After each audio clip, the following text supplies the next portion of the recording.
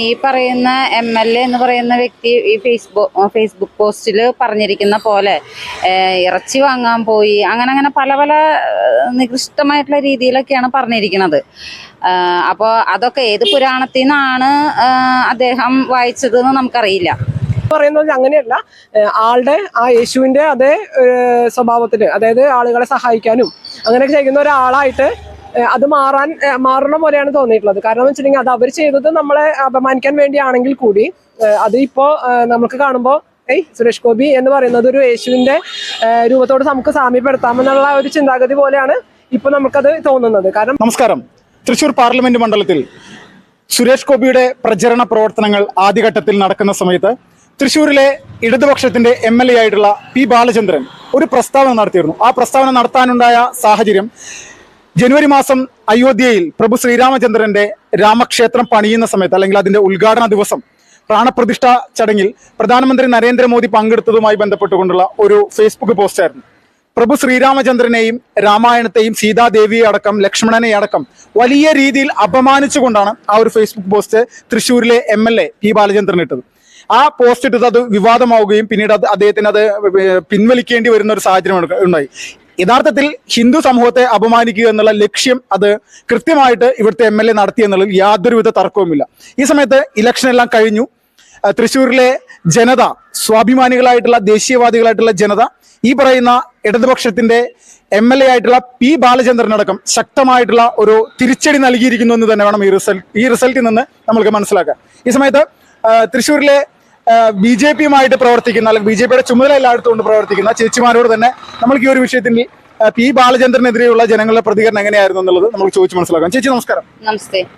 ചേച്ചി, എങ്ങനെയുണ്ട് ഈ പറയുന്ന P. ബാലചന്ദ്രൻ പ്രഭു ശ്രീരാമചന്ദ്രനെ പരസ്യമായിട്ട് അപമാനിച്ചുകൊണ്ട് ഫേസ്ബുക്കിൽ പോസ്റ്റ് ഇട്ടതാണ്? ഒരു ഹൈന്ദവ വിശ്വാസി എന്നുള്ള നിലയ്ക്ക് എന്താണ് ഈ സമയത്ത് അദ്ദേഹത്തോട് പറയാനുള്ളത്? ആദ്യമായിട്ട് തന്നെ വിശ്വാസം എന്ന് പറയുന്നത് ഒരു ദിവസം കൊണ്ടോ ഒരു മിനിറ്റ് കൊണ്ടോ വരുന്ന ഒന്നല്ല.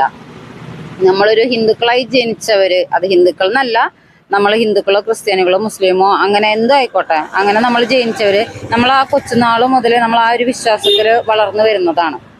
അപ്പോൾ നമ്മളുടെ ആ വിശ്വാസത്തെ ഒരു നിമിഷം കൊണ്ടോ അല്ലെങ്കിൽ കുറച്ച് നാളുകളെടുത്തോ ഒന്നും ഇല്ലാതാക്കാൻ തന്നെ പറ്റില്ല.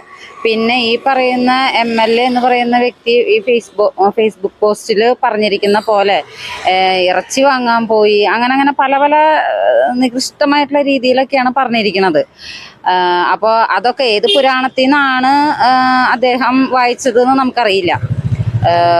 പിന്നെ നമ്മൾ ശ്രീരാമചന്ദ്ര പ്രഭുവിനെ കുറിച്ച് പറയുകയാണെന്നുണ്ടെങ്കിൽ നമുക്ക് ആരോടും വ്യക്തമായി നമ്മൾ പറഞ്ഞ് മനസ്സിലാക്കേണ്ട കാര്യം തന്നെയില്ല. അദ്ദേഹം ആരാണെന്നും എന്താണെന്നും ഉള്ള കാര്യം ഓരോ വിശ്വാസികളുടെയും ഹൃദയത്തിലുണ്ട്. അപ്പോൾ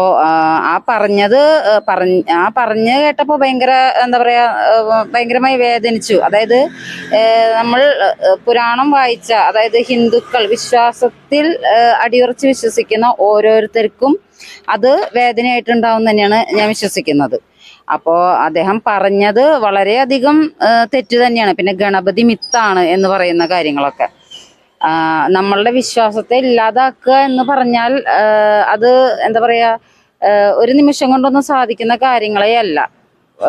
ഭഗവാനെ പറ്റി വിശ്വസിക്കുന്നവർക്കൊരു ഇതുണ്ട്. അപ്പോൾ അതൊക്കെ നമ്മൾ നിലനിർത്തിക്കൊണ്ട് തന്നെ നമ്മുടെ വിശ്വാസത്തിൽ അടിയുറച്ചു പോകും. ഇപ്പൊ സുരേഷ് ഗോപിയുടെ ലൂർദ് മാതാവിന് പൊൻകിരീടം നൽകിയ സമയത്ത്, സ്വർണ്ണക്കിരീടം നൽകിയ സമയത്ത് അത് ചെമ്പാണെന്ന് പറഞ്ഞിട്ടുള്ള ഒരു അപമാനിക്കുന്ന ഒരു സംഭവം, ഇതും യഥാർത്ഥത്തിൽ ശ്രീരാമനെ അപമാനിച്ചതുപോലെ ഈ പറയുന്ന ലൂർദ് മാതാവിനെ അപമാനിച്ചതും അതും ഒരുപോലെ തന്നെ കാണേണ്ടതല്ലേ? ഈ ഇടതുപക്ഷത്തിന്റെ സൈബർ പോരാളികളാണ് ഇതിന് വലിയ തരത്തിൽ നേതൃത്വം. തീർച്ചയായിട്ടും.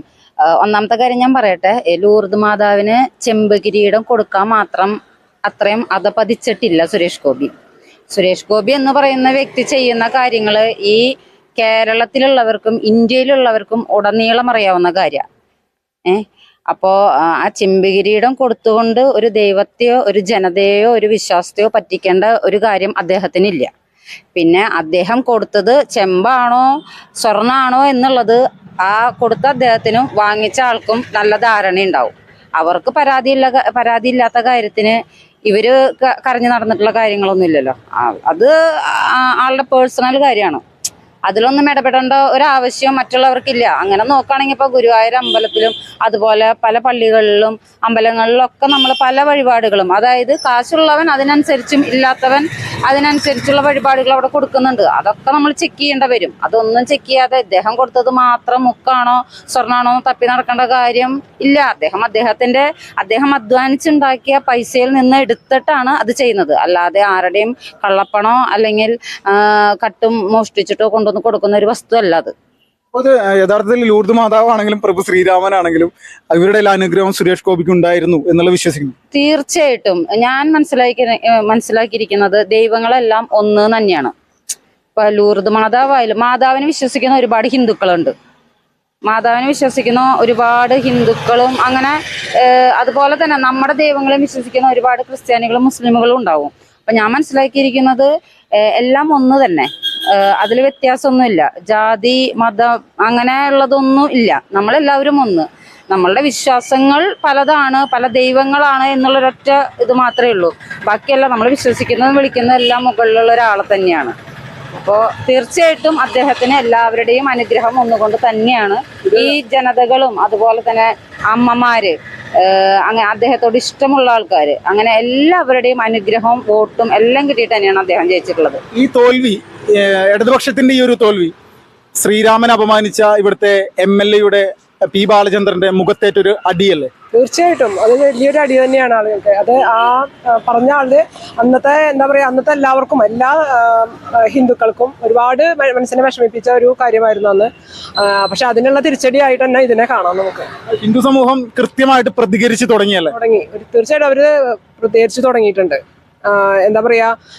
ഈ ഹിന്ദുക്കളെ മാത്രമല്ല, അവരിപ്പോ ക്രിസ്ത്യൻസിന്റെ കാര്യങ്ങൾ കണ്ടില്ലേ, ഇപ്പൊ നമ്മൾ കിരീടം കൊടുത്ത കാര്യം, അതുപോലെ അയ്യപ്പന്റെ കാര്യങ്ങൾ, ഇതൊക്കെ ഇവര് കുറെ നാളുകളായിട്ട് ഹിന്ദുക്കളെ വളരെയധികം, ഹിന്ദു ദൈവങ്ങളെ അതുപോലെ വളരെയധികം താഴ്ത്തി പറഞ്ഞു തുടങ്ങിയിട്ടുള്ളതാണ്. അന്ന് നമുക്കറിയാം അയ്യപ്പന്റെ കാര്യങ്ങൾ നടക്കുന്ന സമയത്ത് ഇതുപോലെ എല്ലാ സ്ത്രീകളും റോഡിലിറങ്ങി പ്രതികരിച്ചിട്ടുള്ളതാണ്. അതുപോലെ തന്നെ ഇതിനും നമ്മൾ ഇപ്പൊ ശ്രീരാമന്റെ കാര്യങ്ങളായാലും എല്ലാവരുടെ മനസ്സിലേൽപ്പിച്ച മുറിവുകൾക്കുള്ള ഒരു തിരിച്ചടിയാണ്, അല്ലെങ്കിൽ മറുപടിയാണ് ഇപ്പോഴത്തെ ഈ സുരേഷ് ഗോപിയുടെ ഈ വിജയം.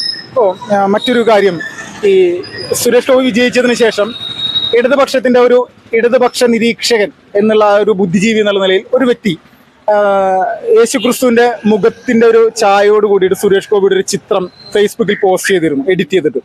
അത് യഥാർത്ഥത്തിൽ ഇവിടെ BJP വോട്ട് ചെയ്ത ക്രിസ്ത്യൻ സമൂഹത്തെ കൃത്യമായിട്ട് അപമാനിക്കുന്നതായിരുന്നു. അതെ, തീർച്ചയായിട്ടും അവരെ അപമാനിക്കുന്നത് തന്നെയായിരുന്നു. പക്ഷെ അത് നമ്മളിപ്പോൾ എല്ലാവർക്കും അത് സുരേഷ് ഗോപിയുടെ പടം വെച്ചിട്ട് യേശുവിന്റെ ഇത് വെച്ചപ്പോൾ എല്ലാവരും അത് ക്രിസ്ത്യൻസിനെ മുഴുവനും അത് വേദനിപ്പിച്ച കാര്യമാണ്.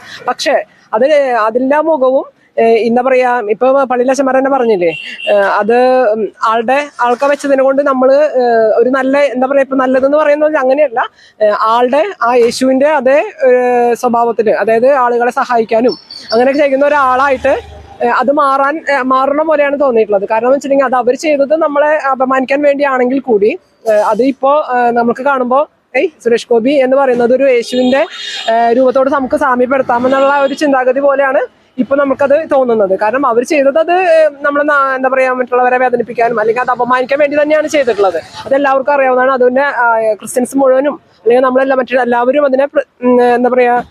അതിനെ പറയുന്നുണ്ട്. പക്ഷേ ഇപ്പോൾ അത് കാണുമ്പോൾ എല്ലാവരും അത് തിരിച്ചു പറയുന്നു. കാരണം എന്താ വെച്ചിട്ടുണ്ടെങ്കിൽ അവർ ചെയ്തത് നമ്മൾ അപമാനിക്കാനാണെങ്കിൽ കൂടി ഇപ്പോൾ അത് ആളും സുരേഷ് ഗോപിയും അതേപോലെ, അതായത് പാവങ്ങൾക്കും അല്ലെങ്കിൽ മറ്റുള്ളവർക്കും വേണ്ടി നല്ല കാര്യങ്ങൾ ചെയ്യുന്ന ഒരാളുടെ മുഖം, അതായത് മറ്റുള്ള ആരുടെങ്കിലും വെച്ച് നോക്കാൻ പറ്റുമോ നമുക്ക്? ആ സ്ഥാനത്തേക്ക് വേറൊരാളെ മുഖം വെച്ചിട്ടുണ്ടെങ്കിൽ എങ്ങനെയായിരിക്കും? ഒരു വ്യക്തിയെ എത്രത്തോളം വലിയ രീതിയിൽ അപമാനിക്കാണല്ലേ ശരിക്കും പറഞ്ഞു? തീർച്ചയായിട്ടും അത് അപമാനിക്കില്ല. അവർ അത് അങ്ങനെ അപമാനിച്ച് അവർക്ക് അതൊരു ശീലമായി. അതുപോലെ മറ്റുള്ളവരുടെ അപമാനിച്ചിട്ടാണ് അവരത് എല്ലാവരും അത് അങ്ങനെ ആസ്വദിക്കുന്നത്. പക്ഷെ അതിനുള്ള എല്ലാ തിരിച്ചടിയും ഇപ്പൊ കിട്ടിയല്ലോ. ഇതിപ്പോ അവര് എല്ലാ ക്രിസ്ത്യൻസിന്റെ ആളുകളോടും പറഞ്ഞു വന്നിരുന്നത് മണിപ്പൂർ പ്രശ്നം പറഞ്ഞിട്ടാണ് ഈ വോട്ട് കൊടുക്കരുത് എന്ന് പറഞ്ഞിട്ടായിരുന്നു. ആ ക്രിസ്ത്യൻസ് വോട്ടുകൾ മറിച്ച് നമ്മൾക്ക് ചെയ്തു എന്ന് പറയുമ്പോഴാണ് അവരിങ്ങനെ സുരേഷ് ഗോപിനെ അപമാനിക്കാൻ വേണ്ടിയിട്ട് ആ യേശുവിന്റെ അതേ അവർ ചെയ്തിട്ടുള്ളത്. അതിനു മുന്നേ ഒരു മണിപ്പൂർ പ്രശ്നം പറഞ്ഞിട്ട് ഈ പറയുന്ന ക്രിസ്ത്യൻസിന്റെ വീടുകളിലും മറ്റുള്ളവരോടും പറഞ്ഞതാണ് അങ്ങനെയാണ് വരികയെന്ന്. പക്ഷെ അവര് വോട്ട് ചെയ്തു എന്ന് കണ്ടപ്പോഴാണ് അവര് ഇങ്ങനെ ഒരു ഒരു പ്രചരണം ആ ക്രിസ്ത്യൻസിന്റെ അടുത്ത്. അപ്പൊ അവരെ ശരിക്കുള്ള തനി സ്വഭാവം പുറത്തു വന്നു എന്നുള്ളതാണ് ഇന്ന് മനസ്സിലാക്കുന്നത്. കാരണം ഈ പറഞ്ഞതാണല്ലോ അവര് പറഞ്ഞിരുന്നത്. മണിപ്പൂർ പ്രശ്നം വന്നാൽ ഇങ്ങനെയാന്ന് പറഞ്ഞിട്ട് ആ ആളുകൾ തന്നെ വോട്ട് ചെയ്തു, അവർക്ക് ഭൂരിപക്ഷം നമുക്ക് കിട്ടിയെന്ന് പറഞ്ഞപ്പോ ക്രിസ്ത്യൻ വോട്ടുകളാണ് കൂടുതൽ വന്നിട്ടുള്ളതെന്ന് മനസ്സിലായപ്പോഴാണ് അവര് ആ ആളുകൾ തന്നെ ഈ ക്രിസ്ത്യൻസിനോട് ചെയ്യുന്നത്. അപ്പൊ അത് അവരുടെ ശരിക്കും തന്നെ സ്വഭാവം പുറത്തു പോകുന്നു, അത്രേ ഉള്ളൂ. ഇപ്പൊ ശ്രീരാമനെ അപമാനിച്ചുകൊണ്ട് ഇവിടുത്തെ MLA പോസ്റ്റ് ഇട്ട സമയത്ത് അത് ഷെയർ ചെയ്യാനായിട്ട് ഇവരുടെ അനുയായികൾ ഒരുപാട് പേര് നിരന്തരമായിട്ട് ശ്രമിച്ചിട്ടുണ്ട്, ഒരുപാട് ഷെയർ ചെയ്തിട്ടുണ്ടായിരുന്നു. അപ്പോൾ ഇവര് നേതാക്കന്മാർ മാത്രമല്ല, ഇവരുടെ പ്രവർത്തകരടക്കം ഇതേ ഒരു ഹൈന്ദവ വിശ്വാസങ്ങൾ തകരണം, ശ്രീരാമൻ അപമാനിക്കപ്പെടണം, ഇതൊന്നും നമ്മുടെ രാജ്യത്തിന് വേണ്ട എന്നുള്ള കാഴ്ചപ്പാടുള്ള ആളുകൾ തന്നെയായി ഇതിന്റെ പേരിലല്ല. പിന്നല്ലാതെ അതുകൊണ്ടാണല്ലോ ഒരാൾ കുറച്ച് നേതാക്കന്മാർ മാത്രം വിചാരിക്കുന്ന കാര്യമല്ലല്ലോ, അവരുടെ അണികൾ മൊത്തം, അതായത് അവരൊരു ഗ്രൂപ്പായിട്ട് എല്ലാവരും അത് തന്നെയാണ്. അതിന്റെ എന്താ പറയാ, മുകളിൽ നിന്നുള്ള ആൾ തൊട്ട് അടി വരെ ഇതിനു വേണ്ടിയിട്ടാണ് പറയുന്നത്. നമ്മുടെ ക്രിസ്ത്യൻ അതിൽ ഹിന്ദുക്കളും എല്ലാ ആളുകളും ഉള്ള ആളുകൾ തന്നെയല്ലേ. പക്ഷെ ആ പാർട്ടിയുടെ അവരുടെ ആ ഒരു ബേസ് വെച്ചിട്ടാണ് അവര് ഹിന്ദുക്കളാണെങ്കിൽ കൂടി പാർട്ടിയാണ് അവരുടെ സംബന്ധിച്ച് പാർട്ടി വെച്ചിട്ടാണ് നമ്മള് ഈ ശ്രീരാമന്റെ ഇത് പറയുന്ന എത്ര ഹിന്ദുക്കൾ ഈ പറയുന്ന ആളുകളിൽ ഉണ്ടായിരുന്നു. അപ്പൊ അവരത് പാർട്ടി ആയിട്ടാണ് ഈ ശ്രീരാമന്റെ കാര്യങ്ങൾ, അതായത് ഹിന്ദുക്കളുടെ ദൈവങ്ങൾ അവര് നാളുകൾ കുറെ ആയിട്ട്, ഇപ്പൊ ഗണപതി ആവട്ടെ, അയ്യപ്പനാവട്ടെ, രാമനാവട്ടെ, എല്ലാവരെയും അവര് അപമാനിക്കുന്നത്. പക്ഷെ അതിനൊക്കെയുള്ള തിരിച്ചടിയാണ് ഓരോ ജനങ്ങൾ നടത്തുന്നത്. അതുപോലെ തന്നെ അതെ, നമ്മളെ എല്ലാ സ്ത്രീകൾക്കും അന്ന് ഭയങ്കര വിഷമായിരുന്നു, എല്ലാ ഹിന്ദുക്കളും കേട്ടപ്പോൾ ഉണ്ടായിരുന്നു. പക്ഷെ അതിനുള്ള തിരിച്ചടി ഇപ്പൊ കിട്ടിയില്ലേ. തൃശ്ശൂരിലെ ഇടതുപക്ഷത്തിന്റെ MLA ആയിട്ടുള്ള P ബാലചന്ദ്രൻ ഇലക്ഷന് മുന്ന് പ്രഭു ശ്രീരാമചന്ദ്രനെ പരസ്യമായിട്ട് അധിക്ഷേപിച്ചുകൊണ്ടൊരു ഫേസ്ബുക്ക് പോസ്റ്റ് ഇട്ട വിഷയം വലിയ തരത്തിൽ വിവാദമായിരുന്നു. അതിനുള്ള ഏറ്റവും വലിയ ഒരു തിരിച്ചടി തന്നെയാണ് ഈ പറയുന്ന ഈ പാർലമെന്റ് തെരഞ്ഞെടുപ്പിൽ ഇടതുപക്ഷത്തിന്റെ നേതാക്കന്മാർക്കും ആ നേതാക്കന്മാരെ പിന്തുണച്ച അവരുടെ പ്രവർത്തകർക്കും ഉണ്ടായി എന്നുള്ളത് യാതൊരു തർക്കമില്ല. തൃശ്ശൂരിൽ നിന്നും വിപിൻലാൽ, ഫാസ്റ്റ് റിപ്പോർട്ട്സ്.